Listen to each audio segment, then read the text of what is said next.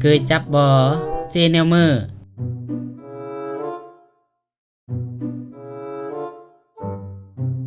เซแนวกีแปรงสีหรือยาซิติโบกีแต่งแนวมือเซแนวมือจังซี่ละว่าเฮมเคยไม่เกี่ยวกับการวางแผนก่อนกลางหรือการคุมกำเนิดบ่อำเบือนอำเคยไม่เหมือนย่อเกยเฮียนยัดดะหงเฮียนหรืออำเคยอีตองวางแผนครอบครัวเหมือนเกยจึงจีดันต่อด่านอากรหรือการครอบครัวเกี่ยวกับการอาเพศสัมพันธ์ปลอดภัยบ่แต่งจามือก็เหมือนจิแมนการเซถุงยางอนามัยอะเด้กาจะแม่นการเซทุกอย่างอนามัยติบ่เซห่วงอนามัยเข็มสักยาเบิ่งนี่แหละโอ้บ่นึงแยกก้อยการคุมกำเนิดเมื่อวิธีแต่งอันบ่นี่ปะก่อนเบือน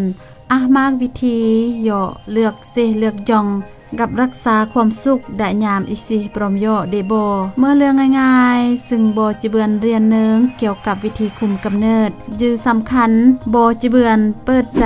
สโรโลรเกี่ยวกับวิธีการคุมกำเนิดกีมากกนก็เล่าซะเรื่องสิโปยอกีก็เมื่อเรื่องปังกาด้านนี้จึงประกาศสรุปประกาศเล่าแล้วก็ประกาศศึกษาเกี่ยวกับการคุมกำเนิดจนแต่งอันปัญหาเกิดขึ้นด้านนี้บ่ก็สามารถเรียนเนึงเกี่ยวกับเรื่องสิโปโยสยอเกอปลอดภัยมากเราเมื่อก็แห่งเมื่อกันเลยเพื่อเมื่อการป้องกันชีวิตดะลอดีเซตกับกลซึ่งได้รักมากขึ้นด้านนี้ยิมกลควรจะเปิดเงื่อมเรียนเนึงเพื่อดะการมัดยเลอเพื่อลอดีกับกลซึ่งได้รักให้บอกก็สามารถศึกษาข้อมูลเบือนแถมดะลิงงอรดา